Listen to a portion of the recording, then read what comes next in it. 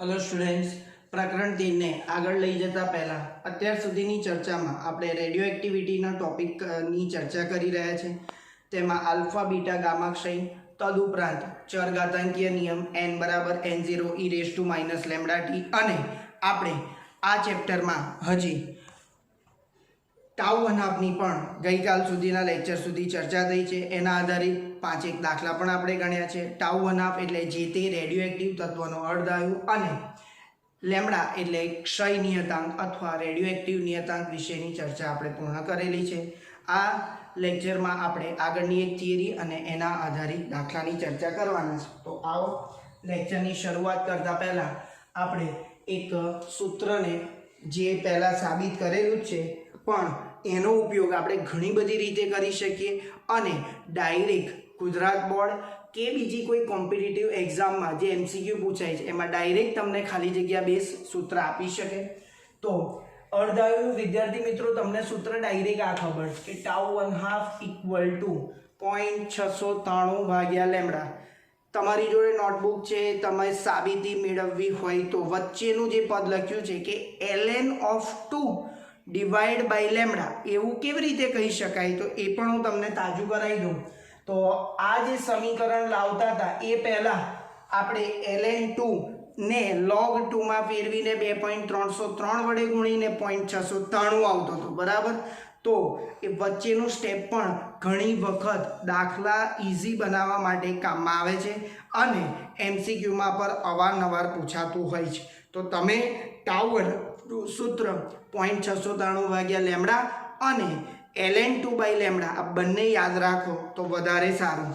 આની હિન્ટ તમને થિયરીમાં મળી જશે। 0.693 ભાગ્યા લેમ્ડા લાવતા પહેલા બે સ્ટેપ પહેલા તમને ln(2) જોવા મળશે। તો નેચરલ log of 2 ભાગ્યા લેમ્ડા એ પણ અર્ધ આયુનું સૂત્ર છે। કોનું છે? અર્ધ આયુનું। તો ચાલો વિદ્યાર્થી મિત્રો આ સૂત્રનો ઉપયોગ આપણે આ દાખલામાં કરવાનો છે। સ્વાધ્યાયનો દાખલા નંબર 13.8 જેની રકમ ટેક્સ્ટબુકમાં ખૂબ લાંબી છે તો તમે જોઈ શકો, 2-3 વખત રકમ વાંચજો અને જે કોમન પોઈન્ટ છે, જે ખરેખર જાણવા લાયક પોઈન્ટ છે એને વધારે ફોકસ કરજો, જે મેં ગાણિતિક સ્વરૂપે બોર્ડ પર લખેલું છે, બરાબર। રકમ થોડી ઓકવર્ડ છે, ઓકે। તો તમે શું કરશો, રકમને 2 વખત ધ્યાનથી વાંચજો। શું આપેલું છે એ હું ચર્ચા કરું છું। તો રકમમાં વિદ્યાર્થી મિત્રો કંઈક આવું આપ્યું છે, કાર્બન ધરાવતા સજીવ દ્રવ્યની સામાન્ય એક્ટિવિટી કાર્બનના દર ગ્રામ દીઠ દર મિનિટે, એટલે વિભંજન પર સેકન્ડ એકમની જગ્યાએ મેં લખ્યો છે વિભંજન પર મિનિટ, એને પ્રતિ ગ્રામ છે, બંને પ્રતિ ગ્રામ આપ્યા છે, એ ખાલી આપણી જાણ માટે। તો 1 મિનિટમાં થતા વિભંજન 15 આપ્યા છે કાર્બન ધરાવતા સજીવ દ્રવ્યની એક્ટિવિટી, જે મેં શરૂઆતની એક્ટિવિટી R0 લખી। આગળ આપણે વાંચીએ તો આપણને બીજો એક ડેટા આપ્યો છે કે આ એક્ટિવિટી સ્થાયી કાર્બન સમસ્થાનિકની સાથે થોડા પ્રમાણમાં હાજર રહેલા કાર્બન 614 ના લીધે છે અને જ્યારે સજીવ મૃત્યુ પામે છે ત્યારે આ જે એક્ટિવિટીનો દર છે એ ઘટે છે।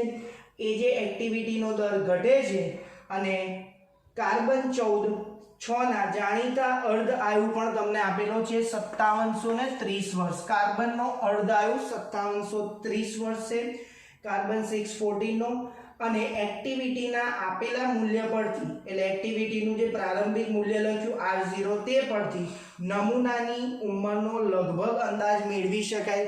કોઈ જૂનો નમૂનો હોય એની ઉંમરનો અંદાજ આપણે લગાવી શકીએ છીએ। તો આપણને હવે પ્રશ્ન પૂછ્યો છે કે પુરાતત્વ વિદ્યામાં વપરાતા કાર્બન 614 ડેટિંગનો આ સિદ્ધાંત છે, તો મોહેન્જો-દરોનો એક નમૂનો કાર્બનના દર ગ્રામ દીઠ દર મિનિટ દીઠ 9 વિભંજન બતાવે છે। એટલે બીજો એક ડેટા આપણને જે પુરાતન તત્વ માટે શોધવાનું છે તો એના માટે ડેટા આપ્યો છે મોહેન્જો-દરોનો કાર્બન નમૂનાની એક્ટિવિટી પ્રતિ મિનિટ પ્રતિ ગ્રામ 9 વિભંજન જોવા મળે છે।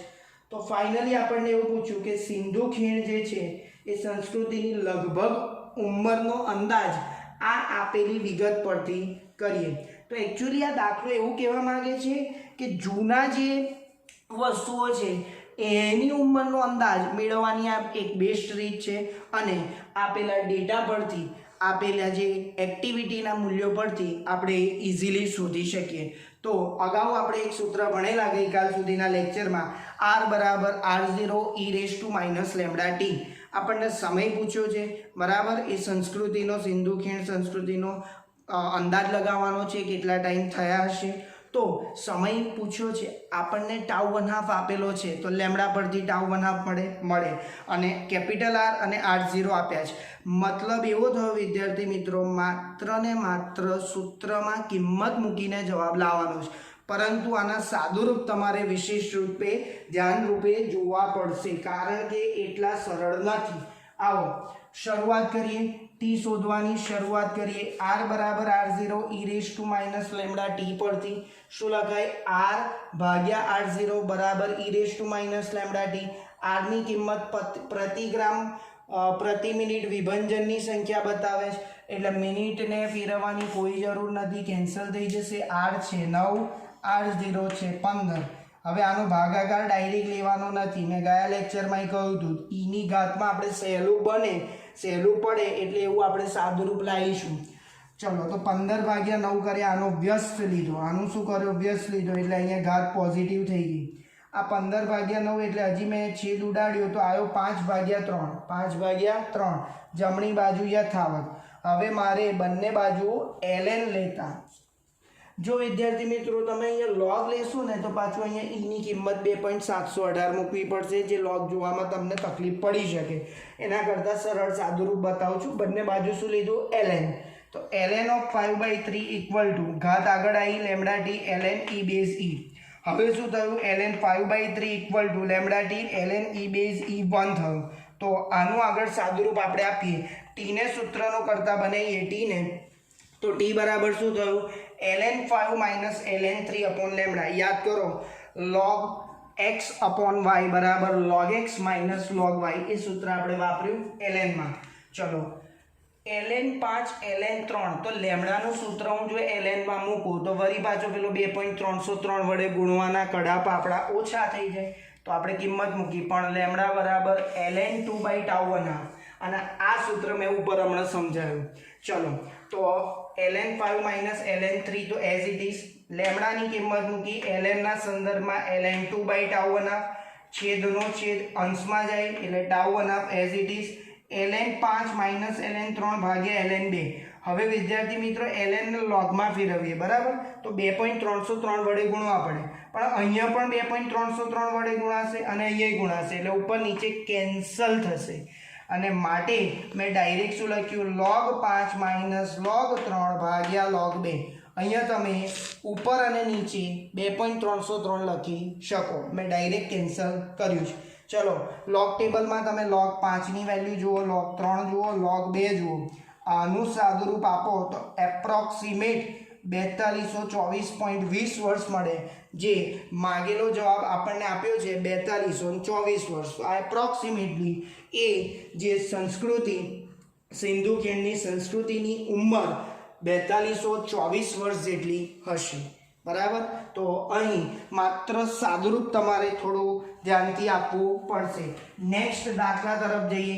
નેક્સ્ટ દાખલો વિદ્યાર્થી મિત્રો રેડિયો એક્ટિવિટી બેઝ નથી, એ ન્યુટ્રોનની વિયોગ ન્યુટ્રોન સેપરેશન એનર્જી બેઝ છે, જેની ઘણા બધા દાખલાઓની ચર્ચા આપણે કરેલી છે, પણ આ દાખલો બાકી છે તો આપણે અત્યારે ગણી નાખીએ. આવો વિદ્યાર્થી મિત્રો, સ્વાધ્યાયનો 24મા દાખલાની રકમ આવું કંઈક કહે છે. કેલ્શિયમ આપ્યું છે અને કેલ્શિયમ માટેના સમસ્થાનિકના દળ આપેલા છે, તો તમને આ બે દળ આપ્યા છે. ન્યુટ્રોનનું દળ તમને શરૂઆતમાં મળી જશે અને રકમમાં ઉલ્લેખ કર્યો છે ન્યુટ્રોન વિયોગ ઉર્જા શોધવાની છે કેલ્શિયમ અને એલ્યુમિનિયમની જે પ્રક્રિયાઓ થાય છે એના માટે. હવે વિદ્યાર્થી મિત્રો, ન્યુટ્રોન વિયોગ ઉર્જા કોને કહેવાય? તો ન્યુક્લિયોનમાંથી એક ન્યુટ્રોનને બહાર કાઢવા માટે અથવા છૂટો પાડવા માટે આપવી પડતી જરૂરી ઉર્જાને ન્યુટ્રોન વિયોગ ઉર્જા કહેવાય. જે ડેટામાં લખેલું છે તમે અંડરલાઈન કરી શકો છો કે ન્યુટ્રોન સેપરેશન એનર્જી એટલે શું. તો આપણને કેલ્શિયમના આઇસોટોપ્સ અને એલ્યુમિનિયમના આઇસોટોપ્સના અનુરૂપ દળ આપ્યા છે. ન્યુટ્રોનનું દળ એક્ઝામમાં પૂછશે તો આપી દેશે, એટલે 5 વિગતો આપી છે અને પ્રક્રિયાઓ 2 જે બનશે એને ન્યુટ્રોન વિયોગ ઉર્જા આપણને કીધી. પ્રક્રિયા 1 એટલે કેલ્શિયમ 41-20 માંથી કેલ્શિયમ 20-40 બને છે અને એક ન્યુટ્રોનનું ઉત્સર્જન કરે છે. ન્યુટ્રોન માટે આપણને ખબર છે એનો વિદ્યુતભાર 0, આ વિદ્યુતભાર બતાવે અને આ દળ બતાવે, તો એનું દળ કેટલું છે 1 u જેટલું, એટલે ત્યાં 1 લખ્યો. તમે જોઈ શકો પ્રક્રિયા બેલેન્સ જ છે. હવે q મૂલ્ય શોધવું છે તો q બરાબર ડેલ્ટા mc² થાય. વિદ્યાર્થી મિત્રો અહીંયા ખાસ ધ્યાન રાખજો, ડેલ્ટા m એટલે દળ ક્ષતિ ઇન્ટુ c². પણ દળ ક્ષતિમાં આપણે ન્યુટ્રોનને છૂટો પાડવો છે, તો આપણે ધ્યાનથી જોવું પડશે કે અહીંયા જે બે વેલ્યુ આપી છે, એટલે મેં નિપજના દળમાંથી પ્રક્રિયકનું દળ એટલે બાદ કર્યું છે કારણ કે આ બેનો સરવાળો જ્યારે તમે કરશો એ પ્રક્રિયકના દળથી વધારે આવશે, અને જ્યારે આવું થતું હોય ત્યારે ડેલ્ટા એમને ધન લેવો પડે, અને માટે આપણે નિપજનું દળ માઇનસ પ્રક્રિયકનું દળ કરેલું છે. તો નિપજનું દળ કેવું આવે છે વધારે, કોના કરતા પ્રક્રિયક કરતા. એનો અર્થ એવો થયો કે બહારથી કંઈક ઉર્જા આપવી પડશે તો આ ન્યુટ્રોન છૂટો પડશે, ન્યુટ્રોન સેપરેટ થશે.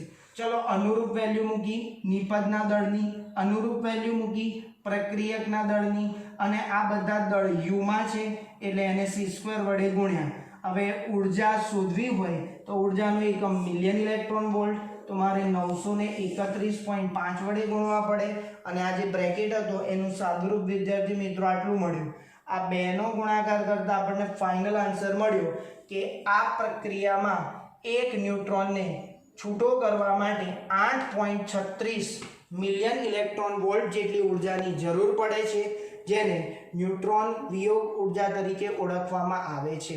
આનો પાર્ટ બી વિદ્યાર્થી મિત્રો સહેલો છે, એટલે મેં પ્રક્રિયા સમજાવીને કેવી રીતે q મૂલ્ય શોધાય એ તમને હિન્ટ આપીને હોમવર્કમાં આપું છું.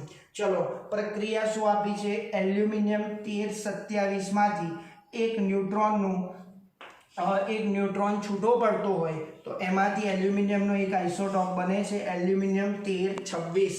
તો અહીંયા પણ એવું જ છે, નિપજનું દળ પ્રક્રિયકના દળ કરતાં વધારે છે, એટલે જ્યારે પ્રક્રિયાનું q મૂલ્ય શોધીએ ત્યારે નિપજનું દળ માઇનસ પ્રક્રિયકનું દળ કરશો અને 931.5 મિલિયન ઇલેક્ટ્રોન વોલ્ટ વડે ગુણશો તો આ પ્રક્રિયાને અનુરૂપ જે ન્યુટ્રોનને છૂટો પાડવા માટેની જે વિયોગ ઉર્જા છે એ તમને મળી જશે મિલિયન ઇલેક્ટ્રોન વોલ્ટમાં.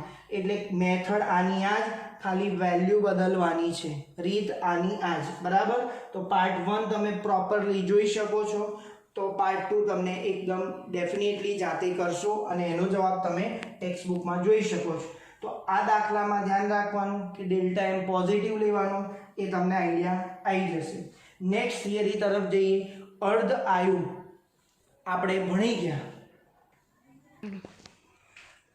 ટાઉ અનાપ આપણે હમણાં ભણી ગયા છે, એને આધારિત બીજી એક વ્યાખ્યા જે એનસીઈઆરટીમાં ખૂબ અઘરી રીતે આપેલી છે, પરંતુ એમને હું એકદમ વેરી શોર્ટ મેથડથી આપણને તમને બતાવીશ. આગળની થિયરી છે સરેરાશ જીવનકાળ. સરેરાશ જીવનકાળ તમારો નહીં, આપેલા રેડિયોએક્ટિવ તત્વનો, કોનો શોધવા જઈ રહ્યા છે, આપેલા રેડિયોએક્ટિવ તત્વનો સરેરાશ જીવનકાળ ટાઉ કેવી રીતે વ્યાખ્યાયિત થઈ શકે. યાદ કરો કે ઓરિજિનલ મૂળ જે અવિભંજિત ન્યુક્લિયસની સંખ્યા n0 હતી એનું અડધું મૂલ્ય હું કહેતો હતો, એ વખતે આપણે સમયને શું નામ આપેલું, ટાઉ અનાફ. તો હવે મૂળ અથવા શરૂઆતના પ્રારંભિક અવિભંજિત ન્યુક્લિયસની સંખ્યાનું ઈમો ભાગ સ્મોલ e ની વેલ્યુ ધોરણ 11માં મેં તમને કહી, જે કદાચ અમુક છોકરાઓને યાદ હશે તો એની વેલ્યુ અહીંયા તમને છેલ્લે અંતમાં લખું છું 2.718. યાદ કરો જ્યારે ટાઉ અનાપ કહેતા હતા ત્યારે અડધો ભાગ હતો n0/2, અહીંયા n0/2 નથી, n0/2.718 છે. એટલે એ ભાગ જ્યારે થાય ત્યારે આપેલ રેડિયોએક્ટિવ તત્વનો સરેરાશ જીવનકાળ વ્યાખ્યાયિત થાય છે. તો આવો જોઈએ એની વ્યાખ્યા. જે સમયગાળામાં રેડિયોએક્ટિવ તત્વના ન્યુક્લિયસની સંખ્યા મૂળ સંખ્યાના ઈમાં ભાગની થાય, મૂળ સંખ્યા n0 છે એટલે n0/e થાય, તો આપણે લખ્યું કે n કેટલા થશે, n0/e. તે સમયગાળાને તે રેડિયોએક્ટિવ તત્વનો સરેરાશ જીવનકાળ ટાઉ કહેવાય. તો વ્યાખ્યામાં જો અહીંયા હું ટાઉ 1/2 કરી દઉં તો અહીંયા બાય 2 આવે, અને જો હું ટાઉ લખું તો અહીંયા બાય e આવે. એટલે એક વ્યાખ્યા યાદ રાખશો તો બંને તમને સાયમલ્ટેનિયસલી યાદ રહેશે. શરૂઆત કરીએ એના ડેરિવેશનની. ડેરિવેશન એક્ઝેક્ટલી એના જેવું છે, પરંતુ એના કરતાં સહેલું છે. એનની વેલ્યુ કેટલી લઈશું? n0/e. ત્યારે t કેટલો લઈશું? સરેરાશ જીવનકાળ ટાઉ જેટલો. આપણને ચરઘાતાંકીય નિયમ ખબર છે, n બરાબર n0 e λt પરથી. ચલો n ની અનુરૂપ વેલ્યુ મૂકીએ. n0/e બરાબર n0 યથાવત અને e λ. જ્યારે n0/e છે ત્યારે t કેટલો લેવાનો? ટાઉ. તો n0/e મૂકીએ ત્યારે t ટાઉ. હવે n0 કેન્સલ થયા. e ની ઘાત ઉપર ગઈ તો માઇનસ, e ઉપર ગયો તો ઘાત માઇનસ થઈ. e -1 બરાબર e λ ટાઉ. હવે આધાર સરખો હોય તો ડાયરેક્ટ ઘાતોને સરખાવી શકાય, બરાબર. તો ઘાતોને સરખાઈએ. -1 બરાબર -λ into tau. Minus minus cancel થઈ ગયા, તો ટાઉ બરાબર આવ્યું 1/λ. આ ખૂબ જ અગત્યનું સૂત્ર છે. અહીંયા સરેરાશ જીવનકાળ ટાઉ એ ક્ષય નિયતાંકનો વ્યસ્ત જેટલો મળ્યો. જોઈ શકો છો ટાઉ ઇઝ ઇક્વલ ટુ 1/λ થયો. હવે વિદ્યાર્થી મિત્રો આપણે એક્સ્ટ્રા ઇન્ફોર્મેશન જોઈએ, અને તમને હું બતાવું કે કેટલા સહેલા લેવલના ક્વેશ્ચન્સ કોમ્પિટિટિવ લેવલની એક્ઝામમાં પૂછાઈ રહ્યા છે. જો તમારી થિયરી કોન્સેપ્ટ રેડી હશે, ટેક્સ્ટબુકનો ફંડામેન્ટલ રેડી હશે, તો તમે કોમ્પિટિટિવ એક્ઝામના ક્વેશ્ચન ઇઝીલી સોલ્વ કરી શકશો. આવો એક્સ્ટ્રા ઇન્ફોર્મેશન શું છે? ટાઉ 1/2 આપણે ભૌતિક રાશિ ભણી, અને ટાઉ આ બંને વચ્ચેનો સંબંધ દર્શાવતા બે સૂત્ર મેળવીશું, અને જેનો ઉપયોગથી બે MCQ સળંગ 2 વખત ગુજકેટમાં પૂછેલા છે. ચલો ટાઉ 1/2 કેટલો છે? 0.693/λ.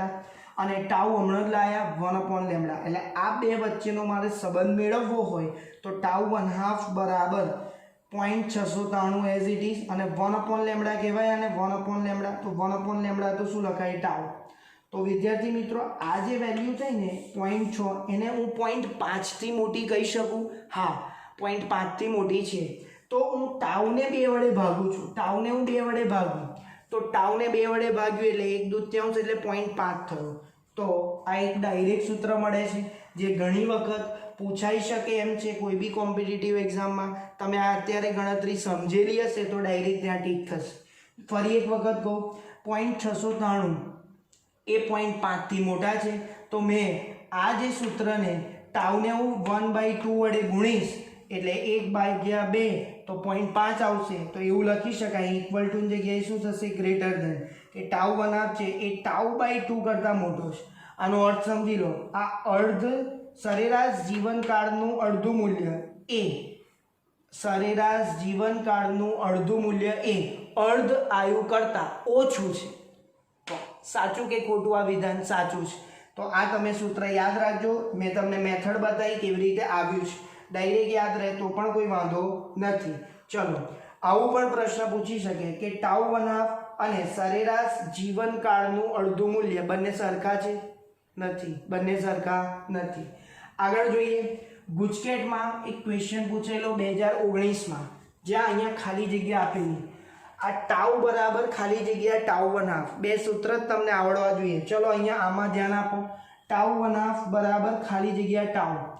એના કરતાં ઉલટું પૂછ્યું, ટાઉ બરાબર ખાલી જગ્યા, તો 1/0.693 કરશો તો જવાબ મળશે 1.44. એટલે આટલું જો સૂત્ર યાદ હોય તો વિધિન અ સેકન્ડ તમે આન્સર ટીક કરી શકો. જ્યાં ટાઉ શું છે? સરેરાશ જીવનકાળ, અને ટાઉ 1/2 આપેલ રેડિયો એક્ટિવ તત્વનો અર્ધાયુ. બીજો એક MCQ હું હોમવર્કમાં આપું છું, એ પણ આના સિમિલર છે. તમે જાતે પણ રિકોલ કરી શકો સૂત્રો માટે. 2019માં પૂછેલો, આ 2018માં પૂછેલો. શું આપ્યું છે? કોઈ રેડિયો એક્ટિવ તત્વનો અર્ધ આયુ આપ્યો છે 10 કલાક, તો સરેરાશ જીવનકાળ એનો કેટલો? કંઈ નહીં, આમાં કિંમત મૂકો તો પણ તમને જવાબ મળે. અધરવાઇઝ બેવના સૂત્ર વારાફરતી વાપરો. ટાઉ 1/693/λ અને ટાઉ 1/λ. તો આમાં કિંમત મૂકશો તો 2-3 સેકન્ડમાં જવાબ મળી જશે, અને ઇઝીલી તમે આનો જવાબ શોધી શકો છો. આ યાદ રાખજો વિદ્યાર્થી મિત્રો કે આ કામની વેલ્યુ છે. સ્મોલ ઈની વેલ્યુ 11મા ધોરણમાં પણ આપણે ચર્ચા કરેલી 2.718. તો તમે સ્ક્રીનશોટ લઈ શકો છો.